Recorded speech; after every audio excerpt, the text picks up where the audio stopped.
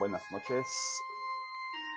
Comenzando un poco antes para dar tiempo a que algunos puedan entrar. Algunos están esperando ya y quisiéramos saludarles.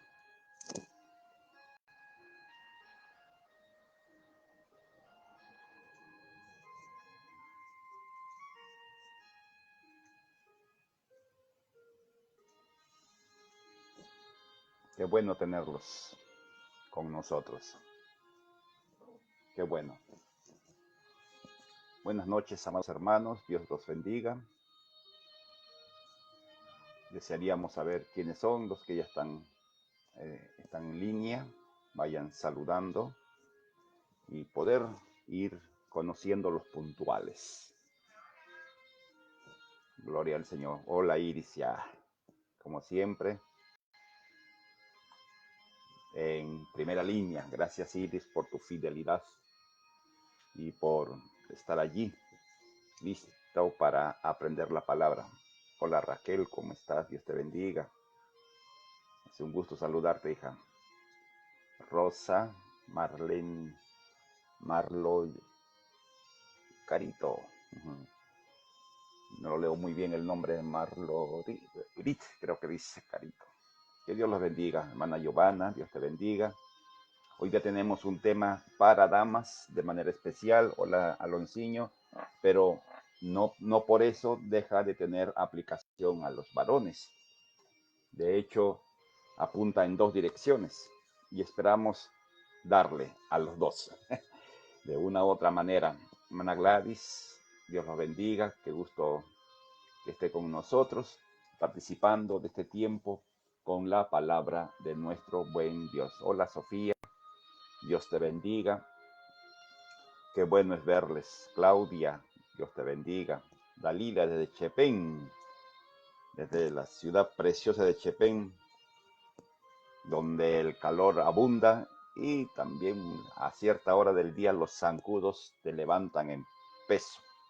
Para los chepenanos, los zancudos no ni lo sienten, son compañeros de viaje, pero quienes llegamos así de viaje a sangre nueva, como dicen, y se aprovechan de uno y pues hacen transfusión de sangre. He estado varias veces en Chepén, hermosa tierra. Hola Santiago, ¿cómo estás? Dios te bendiga.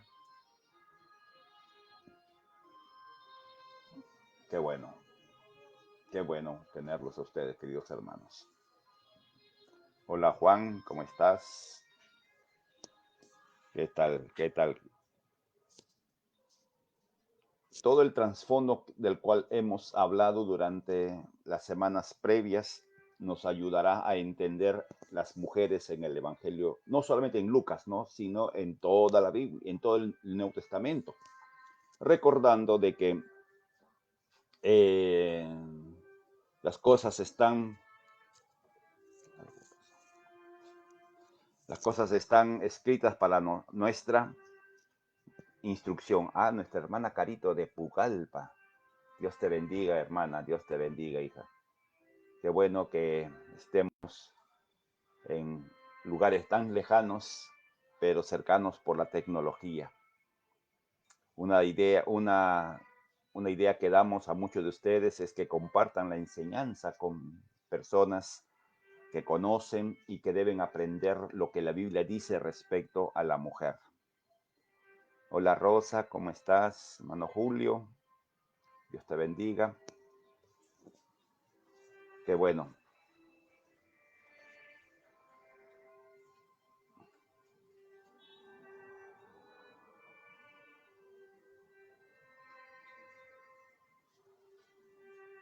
Estrella, Dios te bendiga. Hermana Liliana, buenas noches, bendiciones. Qué bueno, hermana María, Dios te bendiga.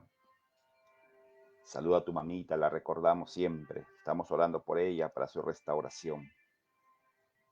Luz Arlita, Dios te bendiga. Hermano John Ruiz, Dios te bendiga. Bien, ya estamos un buen número. Pastora Angélica, ¿cómo están? Alicia, Dios te bendiga, hija. Bien, amados hermanos, qué bueno. Rosita Ramírez, una dama muy estimada, igualmente, igual que su familia. Hola, Patti, Dios te bendiga. Bien, amados hermanos, ya estamos un buen número. Qué bueno que estén ahí como formando fila, por decirlo de alguna manera, para iniciar estas enseñanzas. Hermano Carlos, Doris López, feliz cumpleaños, hermana Doris. Hoy es tu cumpleaños. Que Dios te bendiga y te multiplique.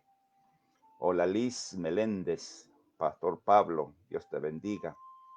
Qué bueno que estén con nosotros. Ok, comencemos, queridos hermanos, en esta noche y vamos a compartir con ustedes el ministerio de la mujer. Las mujeres en el Evangelio de Lucas. Vuelvo a repetir lo que dije hace un momento. El trasfondo que hemos visto en las lecciones anteriores nos ayuda a tener un panorama de cuál era la situación de la mujer en los tiempos bíblicos. De hecho, estamos hablando del Nuevo Testamento, porque cuando revisamos las escrituras en el Antiguo Testamento, la mujer tenía un nivel mucho mejor que en el Nuevo. Y uno se pregunta qué pasó. ¿No? Los rabinos y sus interpretaciones de la ley, sus aplicaciones de ciertos mandatos, fueron ubicando a la mujer en un estándar cada vez más bajo, pero que en comparación con la cultura de los tiempos estaba muchísimo mejor. Entonces, ¿por qué nos enfocamos en el Evangelio de Lucas? Porque Lucas es el que más referencias hace a la mujer, sea en personajes, sea en acciones de las damas, sea en las parábolas que Jesús usa para dar sus enseñanzas. De una u otra manera, el Evangelio de Lucas es eso. Entonces, veamos un poquito el trasfondo. Lucas era médico. El apóstol Pablo lo llama en Colosenses 4:4 el médico amado, el médico muy amado. Podemos deducir de que el apóstol Pablo, por producto de todas las situaciones y circunstancias de vida que él había experimentado durante su ministerio, persecuciones, golpes, le dieron de varas, latigazos en la cárcel, náufrago, etcétera. Todas esas circunstancias debilitaron su salud física. Aparte que por lo que se deduce de sus escritos tenía problemas en la vista y otros problemas laterales. La edad también, por cierto. Entonces Lucas era su médico de cabecera. Y este médico de cabecera es que escribió 2 libros, como veremos en un momento. Posiblemente escribió entre los años 70 a 80 en que Pablo estuvo preso en Cesarea y Lucas lo acompañó. Y aquí encontramos una lección muy interesante. Pareciera que algunas veces el tiempo que no hacemos nada, el tiempo que podamos estar de repente limitados como este, o el tiempo que algunas veces la crisis nos visita y nos inhabilita, pensamos que es tiempo perdido.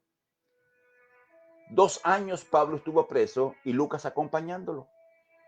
Y se deduce por los escritos del Nuevo Testamento que Lucas, que lo acompañaba, escribió tanto su evangelio como el libro de Hechos. Entonces no perdió el tiempo. ¿Está claro? Dios sabe aprovechar las crisis para que su voluntad perfecta sea hecha y se haga aquello que debe hacerse en una situación específica. Se dice que Lucas fue un escritor muy culto en el uso del idioma griego, una eminencia, se diría, en este tiempo. ¿Cómo hizo Lucas? Lucas siguió un camino muy interesante para escribir tanto el Evangelio como el libro de Hechos. Él, como doctor y posiblemente con una mente científica, comenzó a hacer una investigación y posiblemente entrevistando a personas, los apóstoles, discípulos, a María, la madre de Jesús, que fueron testigos presenciales de la vida, ministerio y obra de Jesús. Entonces, él fue tomando nota y podemos imaginarnos anotando, escribiendo, y tenía mucha información posiblemente. Igualmente con el libro de Hechos, recabando información. ¿Y cómo es que traspasó la información a escrito para que sea reconocido como un libro de la Biblia? Sencillamente ahí actúa el Espíritu Santo. Lucas tiene toda una colección, diríamos, para 50 capítulos. Y como un creyente, seguidor del apóstol Pablo, discípulo del apóstol Pablo es la palabra correcta, no se pondrían a orar, dirían, Señor, ¿qué cosa pongo y qué no pongo? Y ahí se fue posiblemente Dios de las diversas maneras que comunica su voluntad diciendo, esto sí, esto no, esto sí, esto no. Y terminó en lo que hoy día conocemos como el Evangelio de Lucas. Es posible que su amistad con María, la madre de Jesús, fuera muy, ¿qué se dice?, personal. Porque los relatos de la anunciación, de la visitación de la natividad, o sea, de los sabios del oriente, etcétera, todo esos 2 capítulos de Lucas, los 2 primeros capítulos, muestra de que Lucas tuvo información de primera mano. ¿Y quién podía ser María? María era familiar de Elizabeth, la madre de Juan el Bautista. Entonces conocía la historia, de hecho, como veremos en esta noche, Dios mediante. Entonces, esa riqueza que encontramos en el primer y segundo capítulo de Lucas es producto de la información que María le entregó. Recordemos esto, estamos nosotros deduciendo, porque no hay en ningún versículo bíblico que diga que tal cosa ocurrió. Y hay un detalle que a considerar antes de avanzar. En Lucas 2:19, Lucas escribe que María guardaba con mucho cuidado todas las cosas desde la anunciación, todo lo que ocurrió durante los años de su vida teniendo a Jesús como un niño cargado en pecho, meditando en su corazón. La profecía del anciano que se acerca a profetizarle acerca del Hijo, que iba a traspasar su alma un dolor increíble. María asimilando, acumulando y meditando en su corazón, a pesar de que era una mujer joven en ese tiempo. Ahora, el libro de Lucas, el Evangelio de Lucas, por quienes estudian la palabra de Dios con mucho detalle, examinando las minucias que se encuentran en el Evangelio, ha sido considerado como el Evangelio más humano de todos los evangelios. ¿En qué sentido? En la preocupación de Jesús por los necesitados. Un solo ejemplo, que también lo veremos en su momento, cuando Jesús está en la salida de la ciudad de Naín y ve un cortejo fúnebre, y ahí está una mujer llevando a un hijo a enterrar. Una escena triste ya de sí, pero esta mujer era viuda. Y encima de que era viuda, era el hijo único. Es decir, que la mujer, al perder su esposo, perdía piso, como hemos visto en las clases anteriores. ¿Cuál era la situación de las viudas en los tiempos bíblicos? Y encima, el hijo que podía sostenerlo, porque eso sí era parte de, se muere. Y Jesús, pasando por allí, mira a la mujer y se compadece de la mujer. Y ya sabemos, Jesús se acerca, resucita al hijo, se lo entrega a la mamá, etc. Eso lo veremos en clases posteriores, en lo que vamos a ir avanzando y desgranando la actitud de Jesús, la conducta de Jesús, para ver que Jesús vino a restaurar el valor, la dignidad, la capacidad de una mujer, a mostrar de que no hay límites, como no hay límites para un hombre, para un varón, tampoco hay límites para una mujer, que el trasfondo social, cultural, económico, espiritual no limita a una mujer como no limita a un hombre. Porque alguna vez eso ocurre, ¿no? Uno ve los limitantes y dice, no, es que yo no he sido una buena persona, es que yo me he portado mal, etcétera. Hoy día, con la ayuda de Dios, vamos a ver a dos mujeres, si nos alcanza el tiempo. Vamos a ver a Elizabeth y a María. Y estas dos damas nos dan el ejemplo, la explicación, la vivencia de una verdad eterna. Que Dios mismo, que un ángel, por voz de Dios, dijo, nada es imposible para Dios. Estas dos mujeres, Elizabeth y María, nos muestran un cuadro, una entrada al Evangelio de Lucas con una perspectiva que de repente a la mente judía no era lógica.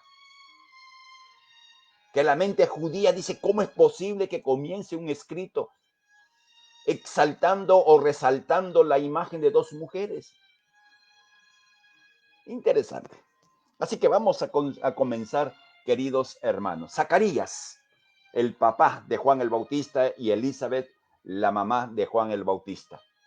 Zacarías, su nombre es significativo, se traduce o se interpreta como Dios recuerda, o Dios no olvida, o Dios siempre tiene presente. Y Elizabeth, no, su nombre significa Dios es mi juramento, Él cumplirá. Entonces, con estos dos personajes comencemos.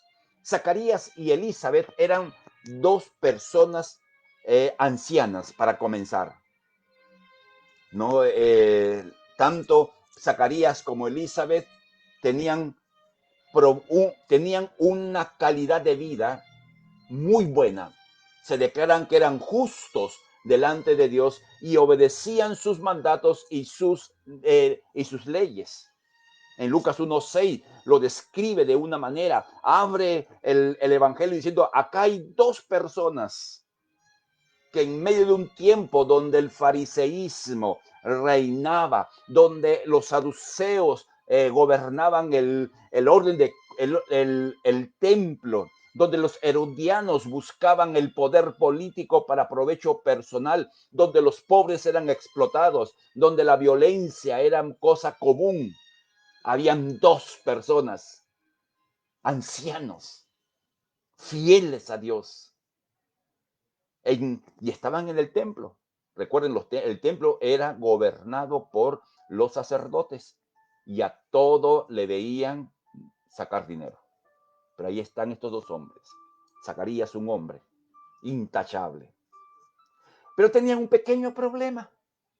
No tenían hijos. No tenían descendencia, dado que el texto nos dice que Elizabeth era estéril. Uno se pregunta, amado hermano, el por qué algunas damas que contraen matrimonio no tienen hijos. Miren, amados hermanos, estudiando este pasaje para esta lección, encontré que en ningún lugar del Antiguo Testamento se maldice con esterilidad. Dios no maldice con esterilidad.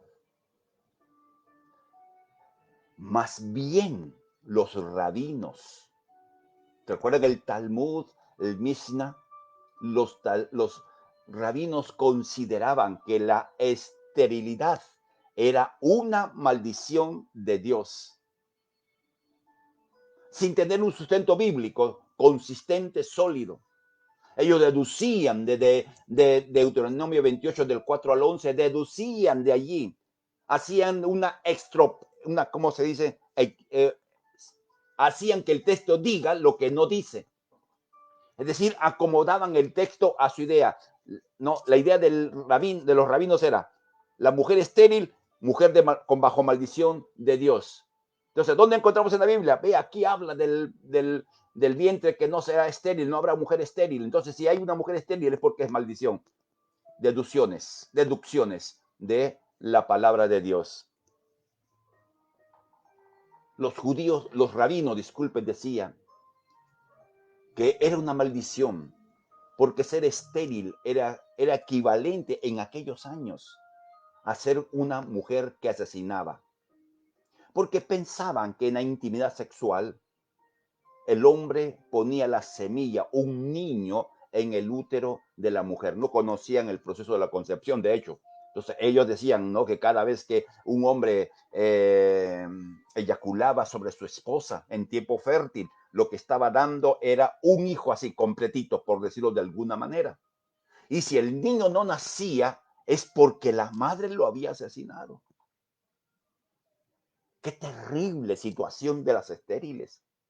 Por eso ser estéril en aquellos años era un oprobio. Para los vecinos era un oprobio.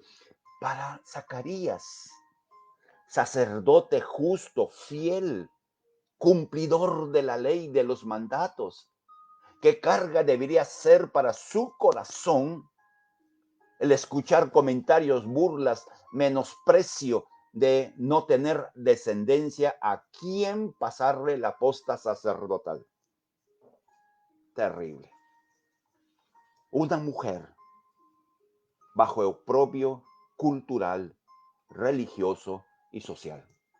Esa era Elizabeth. Y también el esposo. Pero a pesar de eso, no fueron infieles. La circunstancia personal no cambió su corazón. Amado hermano, amada hermana, esta es una lección para todos nosotros. ¿Cuántas veces yo he podido ser testigo de personas que congregaban con uno o congregaban en una congregación X, y aún pastores que pastoreaban una congregación, y se desató una tormenta perfecta, problemas, líos, dificultades, conflictos, necesidades, muertes, etcétera? Vinieron así en una. Y lo que así hicieron algunos creyentes y algunos pastores es tirar la toalla, abandonar el barco, abandonar la fe, alejarse del Señor o vivir una vida mediocre, siendo condenados, culpando o sintiéndose culpables. Estos dos ancianos nos muestran las circunstancias, amado hermano, las circunstancias, querida hermana, no deben cambiar nuestra fidelidad. Eran ancianos, ya no había que diríamos esperanza, pero aún así eran hombres, un hombre y una mujer fiel al Señor. ¿Cuántos decimos amén? ¡Qué lindo! Ahora, ¿qué ocurre? En Lucas capítulo 1 sigue diciendo el relato que Dios envía un ángel para dar un anuncio a Zacarías. Zacarías fue a cumplir su ministerio de prender las lámparas del lugar santo, lo que indica que Zacarías era un sacerdote de un nivel no inferior, sino un nivel un poco alto, no pues de arriba. El simple hecho de prender lámparas indicaba que era un sacerdote de calidad, si se permite el término. Y él va a cumplir su labor. Mientras la gente afuera esperaba, porque una vez que él prendía las lámparas tenía que salir y bendecir a quienes estaban allí. Por eso la gente se asustó de que no saliera rápido. Y Dios envía un ángel, Gabriel, a darle un mensaje a Zacarías. Y disculpe, voy a buscar mi Biblia para leerlo junto con ustedes. Así que abra su Biblia, porque creo que hay cosas que en nuestras Biblias la podemos subrayar, porque nos ayuda a recordar o anotar en el costado de nuestras Biblias o anotar en el libro, en el cuaderno de notas que debieran tener todos, y yo creo que todos ya tienen, espero que sí. Lucas 1. Veamos en el versículo 8. Aconteció que ejerciendo Zacarías el sacerdocio delante de Dios según el orden de su clase, conforme a la costumbre del sacerdocio, le tocó por suerte ofrecer incienso entrando en el santuario del Señor. Y toda la multitud del pueblo estaba orando a la hora del incienso. Y se le apareció un ángel del Señor puesto en pie a la derecha del altar del incienso. Y se turbó Zacarías al verle y se sobrecogió de temor. Pero el ángel le dijo: Zacarías, no tengas miedo, porque tu oración ha sido oída, y tu mujer Elizabeth te dará a luz un hijo, y llamarás su nombre Juan, y tendrás gozo y alegría, y muchos se regocijarán de su nacimiento, porque será grande delante de Dios. Le manda un mensaje increíble. Le da un mensaje increíble. Vas a tener un hijo. ¿Y qué hace Zacarías? ¿No? Zacarías, ¿qué es lo que hace? Miren lo que hace este hombre. ¿No? Leamos el versículo 18. ¿En qué conoceré esto? Porque soy viejo, primera limitación. Y mujer de edad avanzada, segundo limitante. Y no puso el tercero, que era la esterilidad previa de su mujer. ¿Qué vio Zacarías? Vio el marco natural, las limitaciones. Gracias a Dios que la promesa estaba, que Dios había determinado que esto se iba a cumplir. O sea, mirar las circunstancias no alimentan la fe, alimentan la incredulidad. Porque las preguntas que hizo Zacarías eran la demostración de su incredulidad. Y lo dice cuando se queda mudo: porque no creíste. Ahí está Zacarías, dejémoslo allí. No, Zacarías escucha el mensaje, no cree el mensaje, se queda mudo y sale, y toda la gente se queda asombrada. No, uno porque estaba demorando y otro cuando lo ve salir. No, que el versículo 21, y el pueblo estaba esperando a Zacarías y se extrañaba que se demorase tanto en el santuario, pero cuando salió no les podía hablar y comprendieron que había visto una visión en el santuario. Él les hablaba por señas y permaneció mudo. ¿Cómo le diría a su esposita: hijita, un ángel me ha dicho que vamos a tener un hijo? Ay, Dios. Pero veamos ahora a Elizabeth, esta mujer increíble también, por cierto.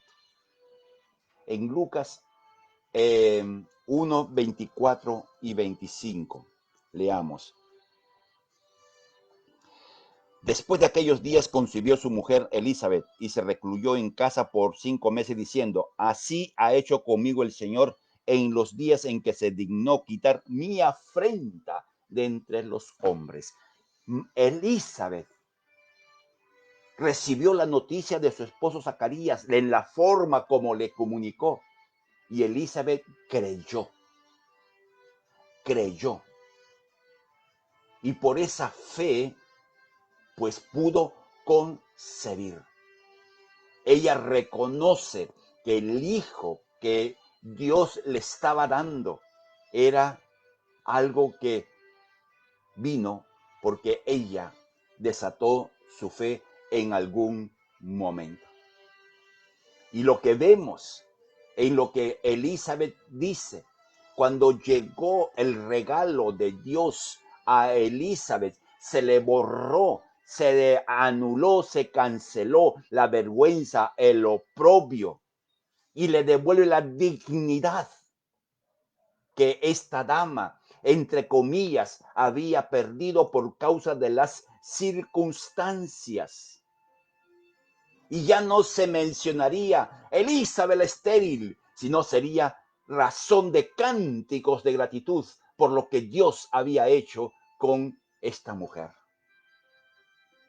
Amadas hermanas, cuando llegó la salvación perfecta de nuestro Dios, que se logró por medio de la perfecta obra de Jesús en la cruz del Calvario, cuando esa salvación llegó a tu vida y a nuestra vida, por la fe que depositamos en lo que el Señor nos dio, en ese momento se borró, amada hermana, el oprobio de tu pasado. Se borró todo lo que te hacía creer o pensar de que no eras una dama digna. Todo aquello que otros decían respecto a tu dignidad, respecto a tu valor, respecto a tu capacidad, se borró de modo automático. Es decir, Dios cogió tu vida y la transformó, como lo hizo con Elizabeth, de la esterilidad, del oprobio, de la vergüenza, lo transformó en un canto de alabanza y gratitud a Dios. En eso hizo con Elizabeth, y eso hace Dios con cada dama, con cada mujer que se acerca a Él. Borra el pasado. Amén, amada hermana. Y amados hermanos, eso también ocurre a los varones. Dios borra nuestro pasado, Dios borra nuestra antigua vida, y totalmente todo cambia. Por lo tanto, los hombres no debemos mirar a las mujeres en función de su pasado, sino en lo que Dios ha hecho en sus vidas. Toda mujer, por la perfecta obra de Cristo, ha sido restaurada su dignidad, independiente de su pasado, así como lo hizo contigo, hermano mío, así como lo hizo conmigo. Restauró nuestra vida. Podemos decirle gracias, Padre. Solamente fue acercarse. Un ángel fue enviado. Impresionante. Entonces, ¿qué lecciones podemos aprender? Ya le hemos estado diciendo, pero quisiéramos resumir. Dios libra del oprobio a todo aquel que a Él se acerca.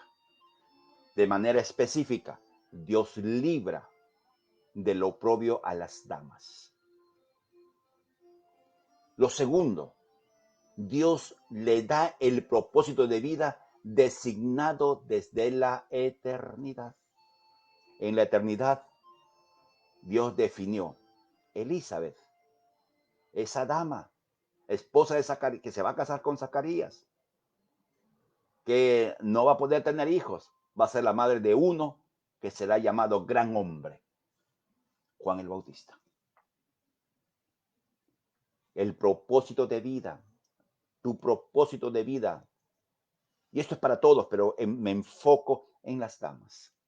Tu propósito de vida se estableció como firme e inalterable el día que naciste de nuevo. Ese día el genuino propósito de Dios se estableció para tu vida. Antes de reconocer a Jesús como Señor, toda tu vida pudo ser como fuera, muy bonita, buena o mala o pésima, no interesa. Pero el día que tú naciste de nuevo, en esa línea de tiempo que siempre usamos, en ese día precioso del cual muchos ni siquiera recordamos cuál es ese día. Dios te sacó del oprobio, uno, pero te puso en el camino del propósito de vida para el cual Él determinó que en un tiempo tú nacieras en nuestro lindo y amado Perú. ¿Cuál era el propósito para Elizabeth antes que el mundo fuera? Ser la madre de un hijo grande. Años de años no lo había logrado. Pero llegó el momento en que se logró. Así que, amada hermana, no mires para atrás. Saca el espejo retrovisor de tu vida y mira para adelante. Dios ha restaurado tu propósito de vida, tu dignidad, tu valor. Efesios capítulo 2, versículo 10 nos enseña que somos obra preciosa de Dios, creados para buenas obras, las cuales Dios preparó de antemano para que anduviéramos por ellas. Así que, amada hermana, no te puedes sentir, no permitas que el adversario machaque tu mente, tu corazón, con sensaciones, con pensamientos, con palabras, con actitudes. No permitas que el diablo te haga ver menos de lo que Dios te ve por lo que Dios ha hecho en tu vida. Levántate como mujer fuerte y firme y fiel. Dios ha quitado el oprobio de mi vida y Dios ha marcado el propósito para mí. La tercera lección que aprendemos de esta preciosa historia que estamos considerando es la edad y la esterilidad. Dos limitantes para que Elizabeth pudiera dar un hijo a Zacarías. Terrible. Nos hace recordar varias historias de la Biblia. Pareciera que Dios le encanta hacer cosas así. Por eso nosotros como padres, hablamos de mi esposa y su servidor, no hemos perdido la confianza en lo que Dios va a hacer en nuestra descendencia. No hemos perdido la confianza. Las limitaciones de edad, las limitaciones físicas, las limitaciones emocionales, las limitaciones de educación, las limitaciones económicas, etcétera, no impiden la manifestación del poder de Dios. Podemos decirlo de nuevo, las limitaciones, sean cual fueren, no impiden la manifestación del poder de Dios. ¿Por qué? Porque nada es imposible para Dios.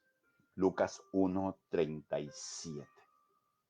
¿Qué tal si, queridas hermanas, que ven su realidad y pareciera de que no hay norte, pareciera que no hay futuro, pareciera que no hay salida, pareciera de que no hay formas humanas? Excelente lugar para que Dios pueda obrar. No hay mejor terreno para ver la manifestación poderosa de Dios en el terreno de las limitaciones. Así que usted, querida hermana, pueda decir conmigo, nada es imposible para Dios. Dios no ve limitantes. Dios no ve tu esterilidad, tu pasado. Dios no ve tu oprobio, tu pasado. Dios no ve tu pobreza. Dios no ve tu nivel de educación. Dios no ve tu posición social. No ve eso. Y usted se pregunta, ¿y por qué Dios no hace ya? Todos somos desesperados, por cierto. Porque Dios tiene tiempos y maneras de actuar. ¿No creen ustedes que Zacarías y su esposita Elizabeth durante años, cada vez que intimaban en su corazón, había este deseo y tal vez clamor, un hijo, un hijo. Si ustedes leen lo que el ángel le dijo, tu oración ha sido escuchada. Hay tantas cosas, amado hermano. Hay tantas cosas en esto. ¿Cuántos años Dios demoró? Pero el punto, Dios cumplió. ¿Qué es lo importante? Que el tiempo de espera no es tiempo perdido. Que el tiempo de espera es tiempo de preparación para tu vida y para la mía. Porque nada es imposible para Dios. No hay limitantes. No hay limitantes. Levanta tu mano derecha, amada hermana, si tú estás mirando tus limitantes, si estás mirando tus dificultades, si estás mirando tus límites y piensas de que no vas a poder, te bombardea en tu entorno, tu familia, hasta de repente personas de nuestro lado nos dice tú no puedes, o tú misma en tu mente de llena de pensamientos, yo no puedo, no puedo, no puedo aprender, no puedo enseñar. Levanta tu mano derecha y puedes repetir conmigo. Repite conmigo, para Dios, mi Padre, nada es imposible. Amén. Amén. Nada es imposible para Dios. Nada. Absolutamente nada. Hermanas mayores, hermanas jóvenes, hermanas adolescentes y aún niñas, como las que hemos visto en nuestros cultos de Cena del Señor, los domingos que teníamos nuestras reuniones presenciales, salían las niñas a cantar, ministrando a Dios. Precioso. Vamos a ver muchas cosas más en lo que va por delante. Bien, aún tenemos tiempo. Vamos a ver ahora a María, la Madre de Jesús, que es el contraste absoluto con Elizabeth. En la primera escena que vemos en Lucas, Juan queda mudo, no habla, porque no creyó. Elizabeth, la mujer, la esposa, cree y recibe la recompensa del cual es beneficiado el esposo. Pero aquí encontramos otro cuadro totalmente diferente. Elizabeth, una dama anciana, como veremos, María, una jovencita. Dios hace maravillas. María posiblemente tendría aproximadamente 15 años, redondeando. Los que nos enseñan acerca de la cultura judía, desde los 12 años una dama ya era una candidata para casarse. Y como las bodas, los matrimonios no eran porque María se enamoró de José o Pedro se enamoró de Juana, no era así, ya hemos visto, ¿no? Había una especie de intercambio. A ver, tu hija se casa con mi hijo, ¿cómo es? ¿Cuánto hay? Y hacían así, ¿no? Más o menos. Entonces María, posiblemente su padre, acuerda con el padre de José en dar a María como esposa. Y tendría 15 años. Pensemos, amados hermanos, una jovencita de 15 años que se va a casar, que está preparándose para el matrimonio. Jovencita, recuerden que a la mujer judía no se le permitía estudiar la ley, solamente escuchaba. Ahí está esa jovencita. Diríamos en contraste con Elizabeth, una mujer cuyo esposo era sacerdote y ella lo miraba estudiar, lo escuchaba repetir en sus oraciones cotidianas, posiblemente partes de la ley de Moisés, ella sabía, conocía, etc. Pero María, una jovencita, saliendo recién a la vida. Yo imagino que su cabeza estaba pensando en boda, estaba pensando en el vestido, estaba pensando en la fiesta de 7 días que generalmente duraba toda recepción después de la ceremonia de matrimonio. Entonces, esta dama estaba ahí. María vivía en Galilea, una zona en la tierra de Israel de aquellos tiempos que era llamada Galilea de los gentiles. En Mateo 4:15 lo explica de esa manera. ¿Por qué se llamaba Galilea de los gentiles? Porque allí en una ciudad llamada Tiberias, disculpen, había hecho el gobernador su ciudad, su capital de Galilea, y habían construido la ciudad sobre un cementerio. Entonces los judíos consideraban toda esa zona de Galilea como una zona inmunda porque había sido fundada sobre un cementerio.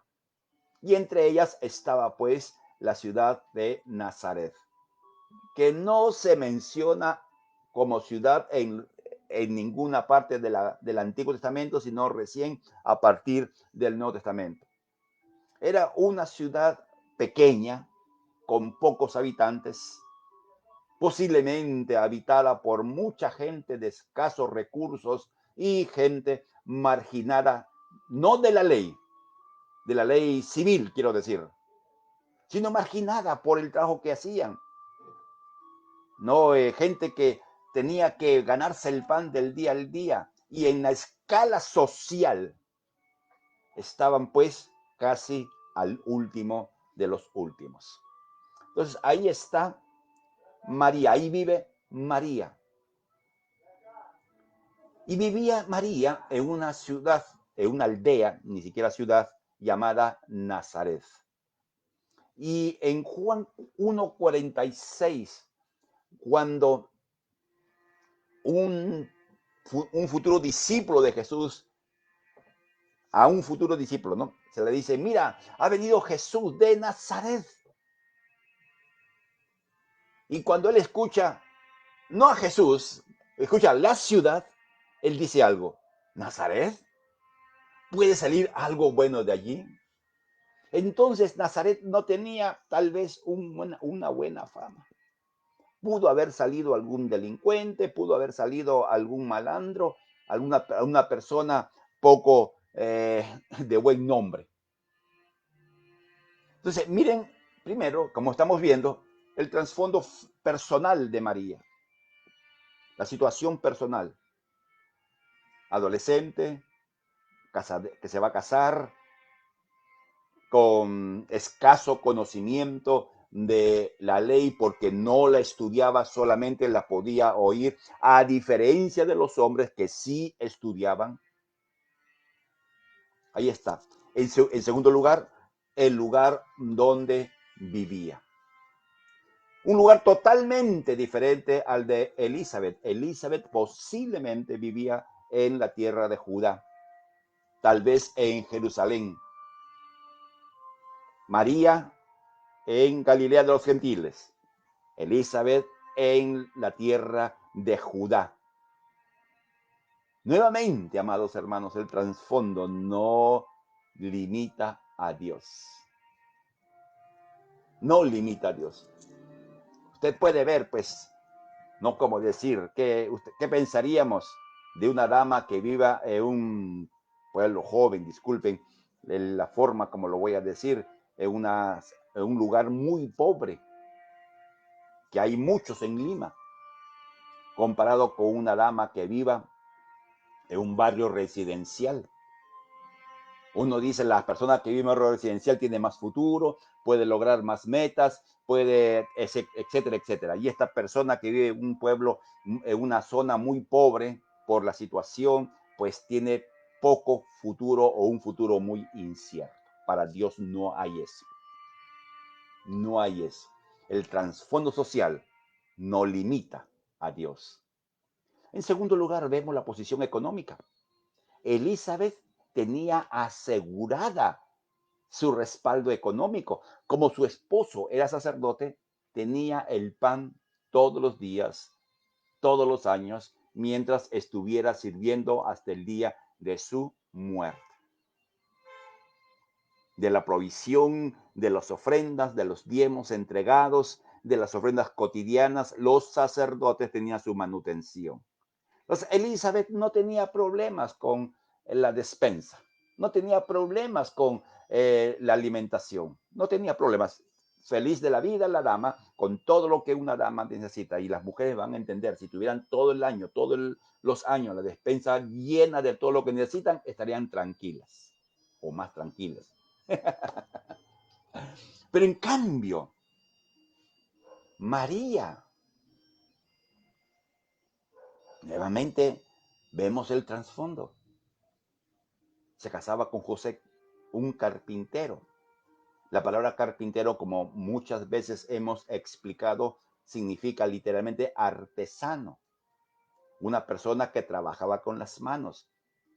Hacía trabajo de carpintería, trabajo de albañilería, trabajo de todo lo que tenga que ver con las manos. Posiblemente reparaba barcas, etc. Era un artesano. Un artesano en una ciudad pequeña, ¿qué opciones de trabajo tenía? Limitadas. Como muchos de nosotros que tenemos la provisión de cada día, que no hay una seguridad de permanencia en el centro de trabajo.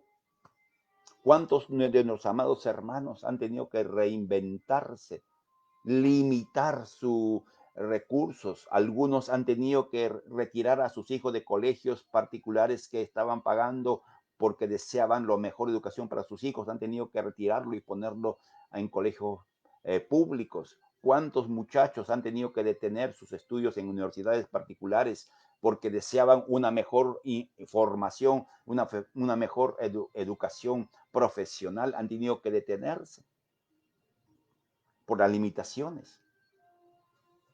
Ahora, amados hermanos, Jesús, o Dios, disculpen, ¿qué nos enseña? Que la situación económica no es limitante. Dios iba a usar a Elizabeth, una mujer de una posición económica estable, y también iba a usar a María, una mujer con limitados recursos financieros. ¿Y qué hace Dios, amados hermanos, amadas hermanas? ¿Qué hace Dios? Dios provee para María lo que necesitaba en los tiempos de crisis: oro, incienso y mirra. ¿Recuerdan los sabios que vienen del oriente? Ven al niño, lo bendicen y se van. Viene la persecución y ellos salen hacia Egipto. Eran pobres, no tenían recursos.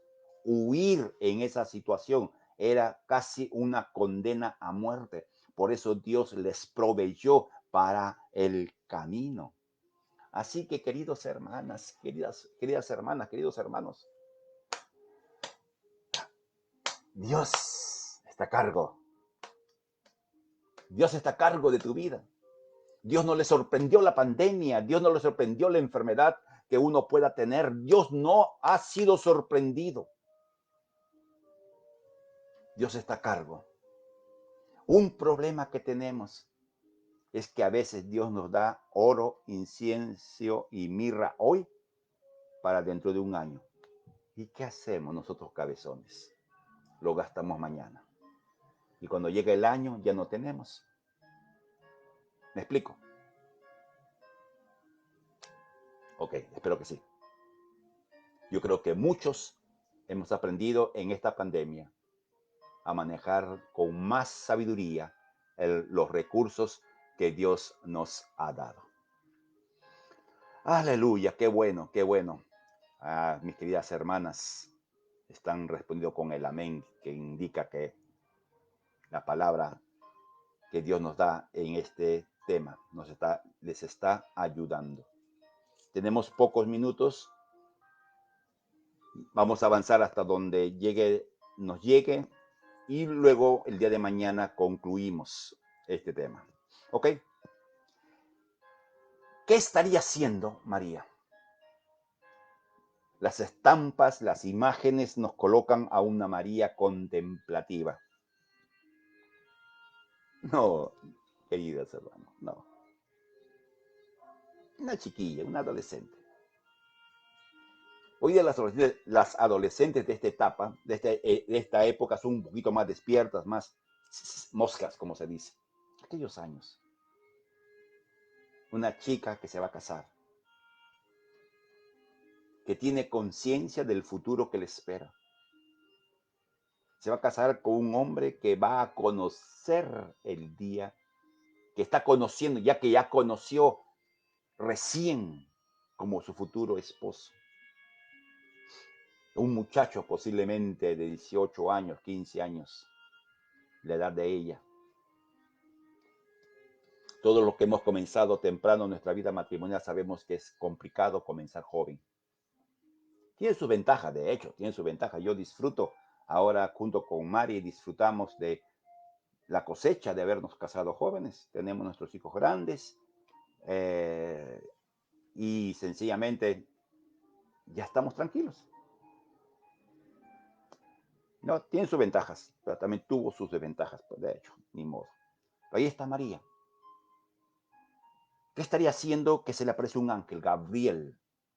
En Lucas 1:28, y vamos a darle lectura al pasaje.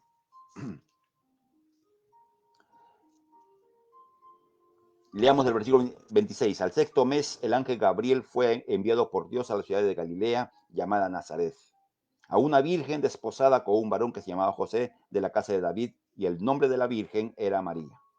Y entrando el ángel donde ella estaba, o sea, estaba dentro de su casa, haciendo las cosas que hace toda dama o toda jovencita en su casa de aquellos años. Salve muy favorecida, el Señor es contigo, bendita tú entre las mujeres. Un saludo inusual para una persona como María. No, salve, que es gracia, bendición.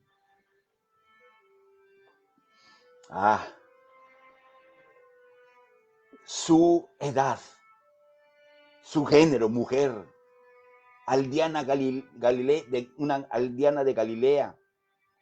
Le habían dado, le darían una posición social muy baja, muy baja. Pero el ángel reconoce en esta dama, salve. La palabra salve no es un saludo cordial de reconocimiento de dignidad. Entonces María, a pesar de esos límites que tenía y que hemos mencionado y reiterado, era una joven creyente. A pesar de no haber sido enseñada, era fiel. Y lo interesante, ¿no?, que es llena de gracia. ¿Cómo que llena de gracia? ¿Cómo es esto? Entonces, ¿ella tenía gracia por sí? No. La Biblia no enseña eso. En ningún lugar enseña la Biblia. Entonces, ¿de qué cosa está diciéndonos llena eres de gracia, llena de gracia?